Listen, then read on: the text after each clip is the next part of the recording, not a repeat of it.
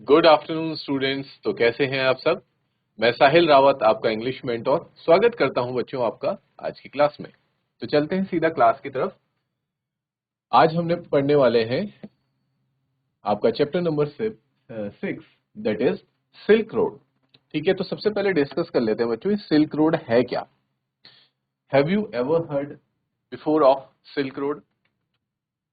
जहां तक मुझे लगता है आप लोगों ने बच्चों सिल्क रोड के बारे में तो नाम सुना ही होगा, कहीं ना कहीं सुना होगा, या फिर ज्योग्राफी में सुना होगा, या तो आपने हिस्ट्री की बुक्स में सुना होगा, या फिर आपने न्यूज वगैरह में सुना होगा। जब आप मान लीजिए कोई हिस्ट्री की डॉक्यूमेंट्री वगैरह सुन रहे होंगे तो आपने इस, और या फिर इंडिया चाइना, और अगर यूरोप से जो इंडिया चाइना का रिलेशन है उस बारे में अगर आप कभी कुछ भी पढ़ रहे होंगे तो वहां आपने सिल्क रोड नाम का ये जो टर्म है ये डेफिनेटली सुना होगा। ठीक है बच्चों, तो सिल्क रोड है हमारा जिसे हम कहते हैं रेशम मार्ग। अब कुछ याद आ रहा है बच्चों रेशम मार्ग के बारे में। ये वो रास्ता है बच्चों, जैसे नाम से पता चल रहा है रेशम मार्ग। तो रेशम सबसे पहले कहां बना था, इंडिया और चाइना में ही रेशम पाया जाता था। ठीक है, रेशम किससे मिलता है, रेशम के कीड़े से ये रेशम बनता है। ठीक है, तो इंडिया और चाइना ही इसके क्या हुआ करते थे, पहले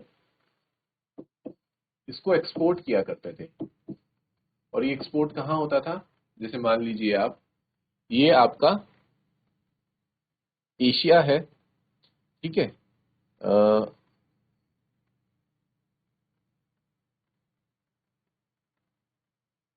ये इंडिया वाला रीजन हो गया, और इसके ऊपर ये सारा आपका मान लीजिए चाइना वाला रीजन हो गया। ठीक है, तो यहां से ये रास्ता जाता था, चाइना कुछ ऐसा हो गया, तो यहां से ये रास्ता जाता था कहाँ, एशिया से होता हुआ, ये आपका एशिया है, एशिया में ही इंडिया और चाइना आते हैं, और ये रास्ता कहाँ तक जाता था बच्चों, यूरोप तक जाता था। ठीक है, तो इसी रास्ते को बोलते हैं हमारा सिल्क रोड। ये रास्ता बनाया गया था ताकि व्यापार हो सके सिल्क का, एशिया से यूरोप तक सिल्क को, रेशम को पहुंचाया जा सके। ठीक है, तो ये मैंने आपको बेसिक ओवरव्यू दे दिया है इस चैप्टर का, सिल्क रोड के बारे में। के ऑथर हैं जान लेते हैं बच्चों, निक मिडल्टन। इस नाम को आप याद रखेंगे, बिल्कुल अपने दिमाग में बिठा लीजिए कि जो सिल्क रोड ये आपका चैप्टर है इसके ऑथर कौन है, निक मिडल्टन है। ठीक है स्टूडेंट्स, आगे बढ़ते हैं अब अपना चैप्टर की तरफ।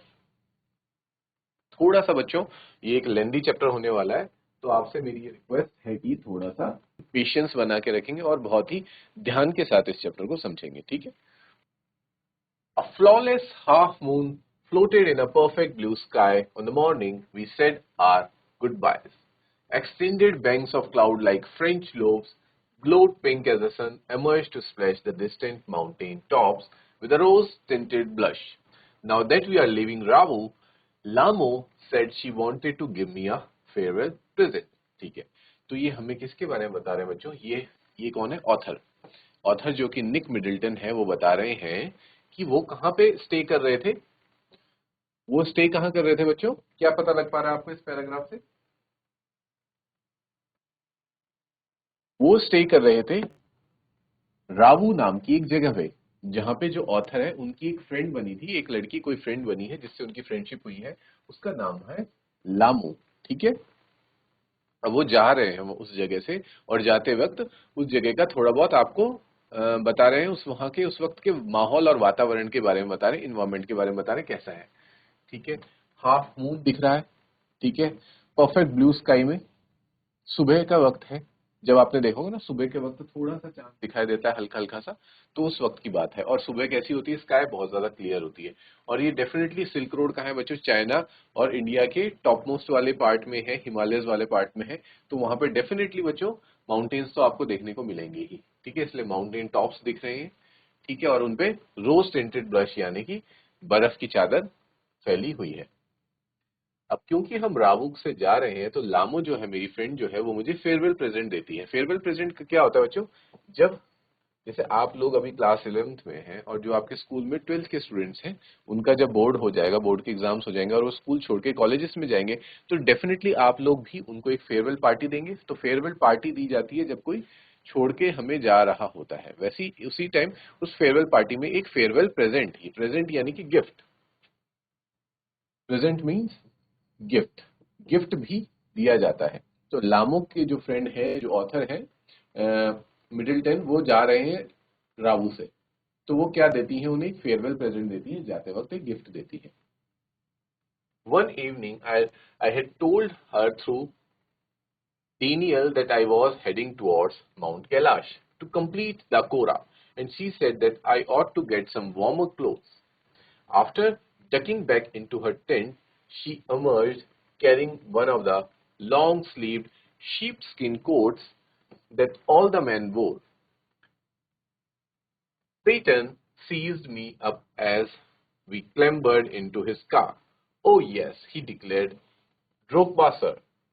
ठीक है बच्चों, तो देखो क्या होता है, एक दिन क्या हुआ रहता है, जब वो रावू में रहते थे हमारे ऑथर, तो उन्होंने उसको डायरेक्ट नहीं बताया था, डेनियल के थ्रू ये बताया था कि मैं कभी ना कभी तो एक दिन माउंट कैलाश जाऊंगा।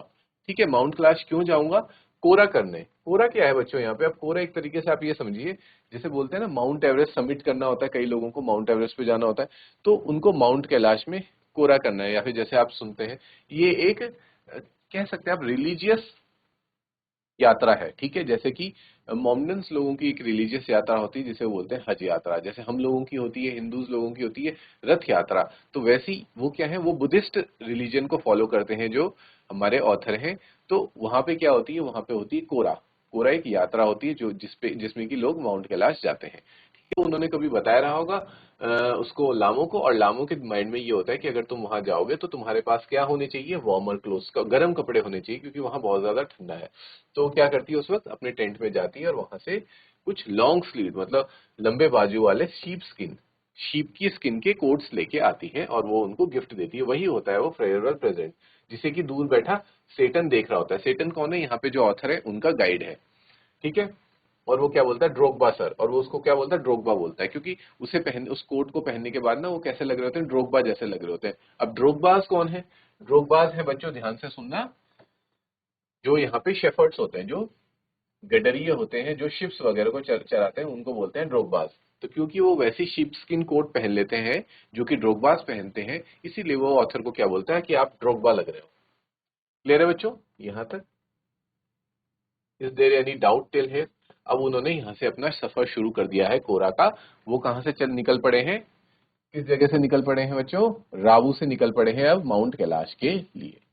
इतना क्लियर है, इसके बाद आगे बढ़ते हैं हम। ओके स्टूडेंट्स, आगे बढ़ते हैं। We took a shortcut to get off the Changtang. Satan knew a route that would take us southwest almost directly towards Mount Kailash। ठीक है, तो सेटन क्या कौन है, जो यहाँ पे बच्चों जो टी है वो साइलेंट रहेगा आप लोगों का, इसलिए मैं इसको प्रोनाउंस कर रहा हूँ सेटन। ओके स्टूडेंट्स, ठीक है, तो वो चेंगटेंग से निकलते हैं। ठीक है, चेंगटेंग से निकलते हैं और सेटन डायरेक्ट कहाँ ले जाता है उसे, माउंट कैलाश की तरफ ले जाता है, क्योंकि उसे वहां का शॉर्टकट पता होता है, मालूम होता है। It involved crossing several fairly highly mountain passes, he said. But no problem, sir, he assured us. If there is no snow, what was the likelihood of that? I asked, not knowing, sir, until we get there. ठीक है, तो वो कहता है कि sir रास्ते में बहुत सारे क्या आने वाले हैं, माउंटेन पासेस आने वाले हैं। पासेस कैसे होते हैं बच्चों, आपने देखा होगा दो पहाड़ों के बीच में या दो हिल्स के बीच में ऐसे करके एक रोड जारी होती है, उसी को कहते हैं पासेस। ठीक है, पर वो बोलता है, सेटन बोलता है कि सर टेंशन लेने वाली कोई बात नहीं है, हम वहां तक पहुंच जाएंगे। बस क्या नहीं होना चाहिए कि वहां पे स्नो नहीं होना चाहिए, क्योंकि अगर स्नो होती है तो वहां पे गाड़ी चलाना स्नो में थोड़ा सा डिफिकल्ट हो जाता है, थोड़ा क्या काफी डिफिकल्ट हो जाता है। जिसपे कि ऑथर पूछता है कि इसके क्या चांसेस हैं कि वहां स्नो होंगे। उस पे सेटन कहता है, नॉट नोइंग सर, मुझे नहीं पता, ये तो वहीं जाके ही पता चलेगा कि वहां बर्फ है या नहीं है। From gently rolling hills of Ravu, the shortcut took us across vast open plains with nothing in them except a few gazelles that would look up from nibbling the arid pastures and frown before bounding away into the void. ठीक है, वो plain area बहुत खाली घास के मैदानों से भरा हुआ है, जहां पे सिर्फ और सिर्फ क्या देख रहे हैं, देखने को मिल रहे हैं गजेल्स, देखने को मिल रहे हैं। गजेल्स क्या होते हैं बच्चों, हिरण जैसे पशु होते हैं। ठीक है, जो कि क्या कर रहे हैं, वहां पे घास चर रहे हैं, और जैसे ही हमारी गाड़ी को देखते हैं वो छुप जाते हैं कहीं पे जाके। Further on, where the plains became more stony than grassy, a great herd of wild ass came into view। और फिर धीरे धीरे क्या होता है, जो प्लेन एरिया है वहां पे शुरू शुरू में तो घास होती है और धीरे धीरे करके कैसा एरिया आता है, पथरीले प्लेन का एरिया आ जाता है, जहां पे कि गजल्स नहीं दिखते, वहां कौन दिखते हैं, वाइल्ड एस। वाइल्ड एस किसे कहते हैं बच्चों, जंगली गधे। कौन, जंगली गधे।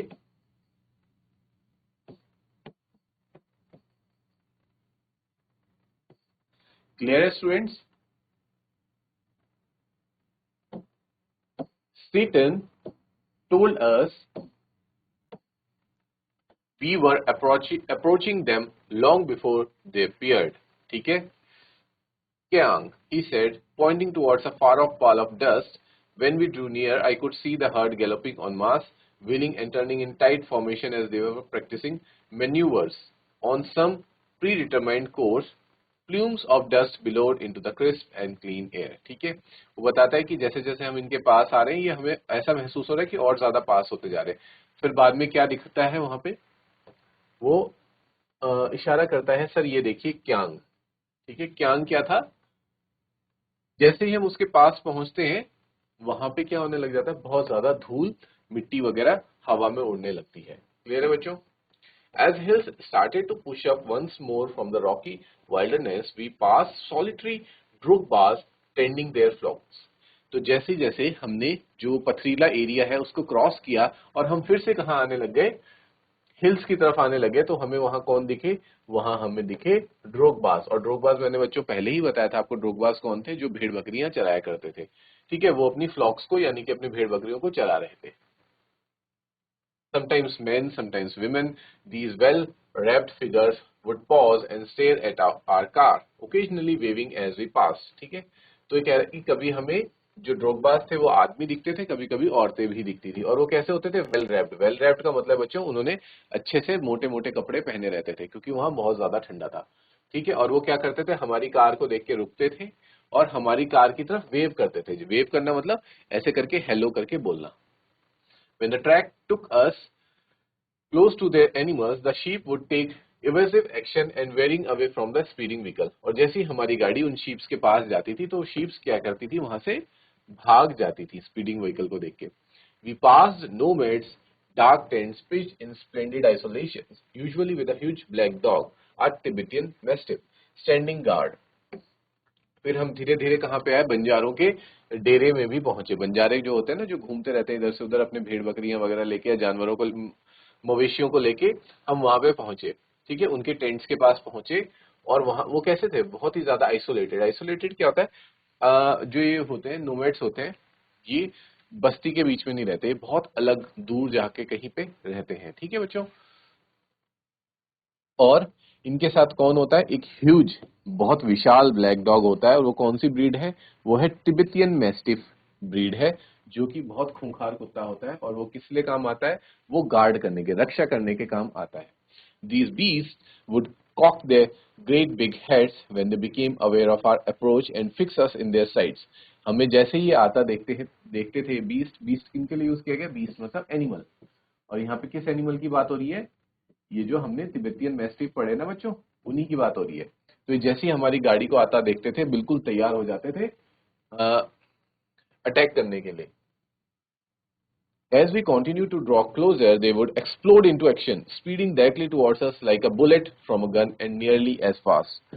और जैसे ही हमारी गाड़ी उनके बहुत पास आती थी, नजदीक आती थी, वो एक्सप्लोड होते थे एक्शन में, मतलब एक तरह से सीधा हमारी तरफ दौड़ते चले आते थे। इतनी तेजी से दौड़ते थे जैसे कि बंदूक से कोई बुलेट निकल के आ रही हो। These shaggy monsters, blacker than the darkest night, usually wore bright red collars and barked furiously with massive jaws। ठीक है, इनको कैसे बताया गया, shaggy monsters। ठीक है, मॉन्स्टर से कंपेयर किया गया दानवों से। ये इतने काले होते थे कि जैसे कि काली अंधेरी रात से भी ज्यादा ही काले होते थे। ठीक है, इसीलिए इनको क्या पहनाया जाता है बच्चों, रेड कलर का कॉलर यानी कि पट्टा पहनाया जाता है, ताकि इनको रात के समय में डिटेक्ट किया जा सके ये कहाँ पे है, नहीं तो ये दिखेंगे भी नहीं, इतने काले होते हैं। और इनके कैसे मैसिव जॉस, बहुत बड़े बड़े जबड़े हैं इनके। They were completely fearless of our vehicle shooting straight into our path. वो हमारी जो व्हीकल है, हमारी गाड़ी से बिल्कुल भी नहीं डर रहे थे। ठीक है, नहीं तो मोस्टली एनिमल्स क्या होता है, जैसे हमने इससे पीछे देखा था गजेल्स थे और शीप्स थी, वो गाड़ी देख के डर रहे थे और इधर उधर भाग रहे थे, लेकिन जबकि ये जो है ये गाड़ी देख के क्या कर रहे हैं, उस पर और ज्यादा अटैक करने के लिए आगे आ रहे हैं। तो दे आर फियरलेस, मतलब बिल्कुल भी नहीं डरते ये। Causing Seton to brake and swerve, इस वजह से सेटन को क्या करना पड़ा, अपना गाड़ी का ब्रेक लगाना पड़ा। The dog would make chase for 100 meters और so before easing off, having seen us off the property. और जैसे ही हम उनकी प्रॉपर्टी में घुसते थे तो डॉग्स हमारी गाड़ी की तरफ आते थे और काफी दूर तक हमारी गाड़ी के पीछे भागते थे, यानी कि कोशिश करते थे कि इन्हें अपनी टेरिटरी से भगा दे। क्योंकि बच्चों देखो उनका बिहेवियर ऐसा क्यों था, क्योंकि दे आर गार्डिंग डॉग्स, वो रक्षा करने वाले डॉग्स हैं, तो उनका कर्तव्य यही है कि हमारे मालिक की प्रॉपर्टी में अगर कोई भी आता है तो हमें उसे वहां से भगाना है। That's why they are doing this, और वो उसीलिए ही बने हुए हैं, उनकी कह सकते हैं उनका नेचर ही ऐसा है कुछ। यहां तक क्लियर है बच्चों? ठीक है स्टूडेंट्स, आगे बढ़ते हैं। It wasn't difficult to understand why ferocious Tibetan Mastiffs became popular in China's imperial courts as hunting dogs, brought along the Silk Road in ancient times as tribute from Tibet। ठीक है, तो ये देख के हमारे ऑथर को पता चलता है कि इस बात पे कोई हैरानी वाली बात नहीं हो रही है मुझे कि क्यों चाइना में ये पॉपुलर थे बहुत ज्यादा एज हंटिंग डॉग्स। ठीक है, शिकारी कुत्तों के तौर पर तिब्बतियन मैस्टिफ्स बहुत ज्यादा एक वक्त पर चाइना में बहुत फेमस थे। ठीक है, और इनको कहां से लाया गया था, इनको तिब्बत ने ही चाइनीज को ट्रिब्यूट में दिया था, कह सकते हैं गिफ्ट में दिया था। तो ये कहां की ब्रीड है, ये तिब्बत की ब्रीड है। By now we could see snow capped mountains gathering on the horizon. ठीक है, we entered a valley where the river was wide and mostly clogged with ice, brilliant white and glinting in the sunshine. The trail hugged its bank, twisting with the meanders as we gradually gained height and the valley sides closed in। ठीक है, अब ये बता रहे कि जैसे जैसे हम आगे बढ़े तो स्नो क्लैब्ड माउंटेन्स यानी कि बर्फ से ढके पहाड़ क्या हमारे सामने आते जा रहे थे। हमने जैसी वैली में एंटर किया, रिवर कैसी थी, बहुत चौड़ी थी, जो वो भी बर्फ से ढकी थी। ठीक है बच्चों, और जैसे जैसे हम हाइट में बढ़ते जा रहे थे हमें क्या देखने को मिल रहा था, जो नदी है वो भी हमारे साथ साथ ट्विस्ट होती जा रही थी। जैसे आपने देखा होगा बच्चों, जब हम कभी पहाड़ में जाते हैं, ठीक है, तो ये जैसे जैसे रोड्स होती है तो साइड बाय साइड रिवर्स भी वैसे ही साथ के साथ ट्रेवल कर रही होती है। क्लियर है? The turns became sharper and the ride bumpier. Satan now in third gear as we continued to climb. जैसे जैसे हम पहाड़ में वैली में और अंदर घुस रहे हैं तो जो टर्न है यानी कि जो मोड़ है वो और ज्यादा कैसे हो रहे हैं, घुमावदार होते जा रहे हैं, शार्प होते जा रहे हैं। जो हमारी राइड है वो बम्पियर होती जा रही है, यानी कि क्योंकि वहां पे कच्ची रोड है तो हमें बम्प्स झेलने को मिल रहे हैं, या फिर आप कह सकते हो जो गाड़ी है उनकी वो क्या कर रही है, ऊपर नीचे उछल कूद कर रही है। सेटन ने अब गाड़ी को किस में डाल दिया, थर्ड गियर में डाल दिया है। ठीक है, the track moved away from the IC river. ठीक है, अब जो हमारा रास्ता है वो आईसी रिवर से अलग हो गया। Labouring through steeper slopes that supported big rocks daubed with patches of bright orange lichen. ठीक है, अब जो हमारा रास्ता है वो नदी से अलग हो चुका है। अब हम पहाड़ों के बीच में चल रहे हैं, और पहाड़ भी कैसे हैं, बहुत ज्यादा संकरे पहाड़ हैं, और उसमें भी क्या है, लाइचन है, जिसे कहते हैं ना आप बच्चों कह सकते हैं काई टाइप की जमी हुई है, ऑरेंज काई। ठीक है, और वो कैसी होती है, वो और ज्यादा फिसलने वाली होती है, दैट इज वेरी स्लिपरी। तो बहुत ज्यादा डर है। पहली बात तो इतनी पतली रोड है और ऊपर से वो स्लिपरी भी है, किसकी वजह से, लाइचन काई की वजह से बहुत ज्यादा स्लिपरी हो रखी है, तो मतलब काफी डेंजरस रोड में वो ट्रेवल कर रहे हैं। Beneath the rocks, hunks of snow clung in the near permanent shade. I felt that pressure building up in my ears, held my nose, snorted and cleared them। ठीक है, वो बता रहा है कि मुझे क्या दिख रहा है, बीनीथ द रॉक्स मतलब पत्थरों के चट्टानों के नीचे मुझे क्या दिख रही है, बर्फ जो ऐसे लटकी होती है ना, इस टाइप से ऐसे करके बर्फ के जो शेडोज हैं वो दिख रहे हैं। और मेरी जो ईयर्स हैं, कान हैं, वो पूरी तरह से कैसे हो गए, बंद हो गए हैं। कान क्यों बंद हो जाते हैं बच्चों पहाड़ों में, क्योंकि पहाड़ों में बहुत ज्यादा प्रेशर होता है, एटमॉस्फेरिक प्रेशर बहुत ज्यादा होता है, इसलिए हमारे कान बंद हो जाते हैं। तो ऑथर क्या कर रहा है, अपनी नोज को क्लोज करके पूरा प्रेशर डाल रहा है ताकि उसके ईयर्स जो बंद हो रखे हैं वो खुल जाए। We struggle round another tight bend and Seton stop. फिर एक बहुत ज्यादा टाइट बेंड आता है, मोड़ आता है, वहां पे सेटन रुक जाता है। He had open his door and jumped out of his seat before I realise what was going on. और जब तक मुझे महसूस होता कि ये सब क्या हो रहा है, वो उसने फटाफट से दरवाजा खोला और अपनी सीट से जंप करके बाहर निकल गया। Snow, said Daniel as he too excited exited the vehicle, letting in a breath of cold air as he did। तो जो डेनियल उनके साथ बैठा है वो भी बाहर निकलता है और बोलता है स्नो, मतलब आगे क्या है, बर्फ का बहुत ज्यादा टुकड़ा आ रखा है, और वो भी बाहर निकलता है क्या करने, ठंडी हवा में सांस लेने के लिए। ठीक है बच्चों। तो अब मतलब क्या सिचुएशन आ गई कि उनकी रोड के सामने एक बड़ा बर्फ का टुकड़ा आ चुका है, जहां पे कि उनकी रोड जो गाड़ी है, कार है, वो उसको पास नहीं कर पा रही, इसलिए वो रुक चुके हैं। A swath of the white surf lay across the track in front of us, stretching for maybe 15 meters before it petered out. The dirt trail reappeared. The snow continued on either side of us, smoothing the abrupt bank on the upslope side. The bank was too steep for our vehicle to scale, so there was no way around the snow patch. I joined the Daniel as Satan stepped onto the encrusted snow and began to slither and slide forward, stamping his foot from time to time to ascertain how sturdy it was. I looked at my wristwatch. We were at 5210, 5210 meters above sea level. ठीक है, तो बताता है Daniel कि क्या है, हमारी गाड़ी के आगे क्या आ गया है, एक बर्फ का बहुत बड़ी चट्टान आ रखी है सामने, और जिसके कि हम साइड से देखने की कोशिश करें। जैसे मान लो बच्चों, ये रोड है, ये रोड है, ठीक है, और बीच में क्या आ गया, ये बर्फ का टुकड़ा आ गया, और वो साइड से जाके देखते हैं, क्या पता साइड से रास्ता हो, लेकिन साइड से भी उन्हें कोई रास्ता मिलता नहीं है, इतना रास्ता नहीं होता कि उनकी गाड़ी साइड से निकल जाए। तो अब कोई चॉइस नहीं है, उन्हें गाड़ी बर्फ के ऊपर से ही ले जानी पड़ेगी। इसलिए जो सेटन, जो ड्राइवर है, वो क्या करता है, बर्फ के ऊपर जाके चेक करता है, उसके ऊपर चढ़ता है, उसके ऊपर स्लाइड करता है, कहीं ये देखना चाह रहा है कि बर्फ कमजोर तो नहीं है, कहीं ऐसा ना हो कि हम उस पर गाड़ी ले जाएं और वो हम स्लिप हो जाए और हमारी गाड़ी पहाड़ से नीचे चली जाए। तो ये सारी चीजें सेटन चेक कर रहा है। और फिर उसी वक्त मैं अपनी रिस्ट वॉच चेक करता हूँ, मतलब हाथ में जो घड़ी है मेरी, उसे चेक करता हूँ, और वहां पे मैं देखता हूँ कि हम कितनी हाइट पे हैं। 5210 मीटर्स की हाइट पे हम पहुंच चुके हैं।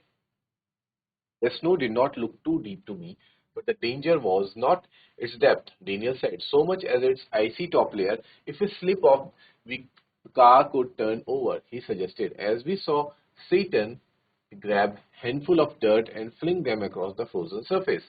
We both pitched in, and when the snow was spread with the soil, Daniel and I stayed out of the vehicle to lighten. Satan slowed. He backed up and drove towards the dirty snow, eased the car on its icy surface, and slowly drove its length without apparent difficulty. ठीक है बच्चों, तो क्या होता है कि वो decide करते हैं कि हम अब इसके ऊपर से ही जाएंगे, स्नो के ऊपर से ही जाएंगे, क्योंकि साइड से जाने का कोई रास्ता नहीं है। तो ऑथर देखता है कि जो इसकी डेप्थ है स्नो की, वो तो कुछ बहुत ज्यादा नहीं है, जिसपे डेनियल कहता है कि दिक्कत परेशानी इसकी डेप्थ से नहीं है, ये तो ज्यादा गहरी नहीं है, लेकिन इसके सरफेस से, कहीं ऐसा ना हो कि जो आइस का सरफेस है ऊपर वाला वो स्लिपरी हो, जैसे ही हम उस पर गाड़ी ले जाए तो गाड़ी क्या कर जाए, स्लिप कर जाए, और उसमें ब्रेक्स नहीं लगेंगे तो सीधा वो कहाँ की तरफ जाएगी, नीचे खाई की तरफ ना चली जाए। तो ये उनको डाउट होता है और यही उनको खतरा होता है। पर फिर भी वो गाड़ी स्टार्ट करते हैं। डेनियल और जो ऑथर है वो गाड़ी के बाहर ही रहते हैं, क्योंकि ताकि गाड़ी थोड़ी हल्की हो जाए और चलाने में ज्यादा दिक्कत ना हो।